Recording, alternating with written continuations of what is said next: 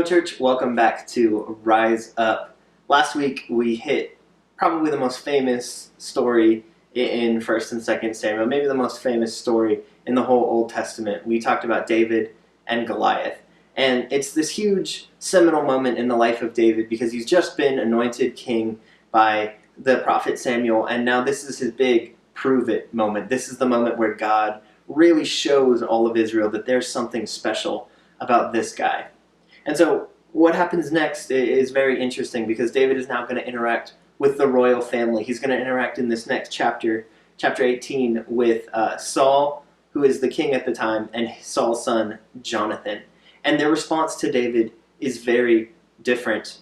And so in this chapter we start with David and Jonathan's friendship. And Jonathan is often pointed to as, the ultimate friend, that he is seen as the best friend that we should all hope to have, because Jonathan loves David like he loves his own soul. He's never selfish in this relationship. He is constantly, doing whatever is in David's best interest, even at the cost of his own interest.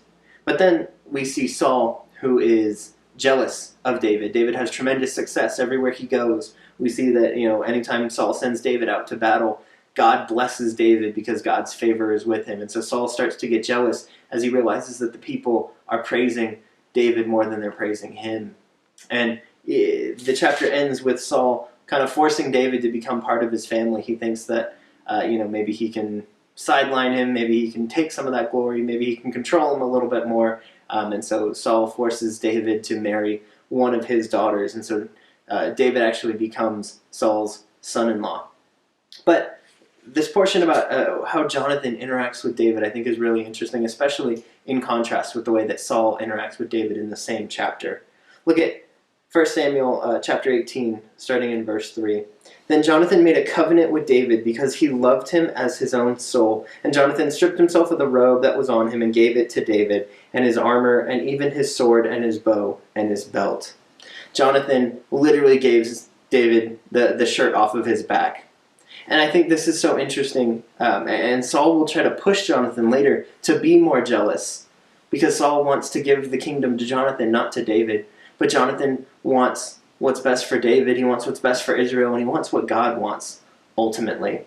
I think, this has strong parallels to what we'll see later with Jesus' relationship with John the Baptist, where John's disciples start to get jealous, and they say, hey, don't you realize that Jesus is baptizing more people, and the crowds are starting to flock to him? And John says, I'm just the best man at a wedding. Why would I be jealous of the groom? I have to decrease so that he might increase. And I think this is such a great attitude for us to have. I know that for us today, it can be so easy to slip into that mindset that Saul has. It can be so easy for us to see other people's success, for us to see God's favor on other people and get jealous and do what we can to be part of it and share the glory and control them and shut that down so that we get the praise. But I think ultimately, the way that this story goes and the way the story ends, the Bible holds up Jonathan's attitude as far more commendable than Saul's. We should be looking for the success of our brothers and sisters, especially those that we know God has his will on them. And so, church, my challenge for you this week is to look for ways to enjoy other people's success. Look for ways to do whatever you can. Make a covenant with yourself that you are going to be for the benefit of your brothers and sisters.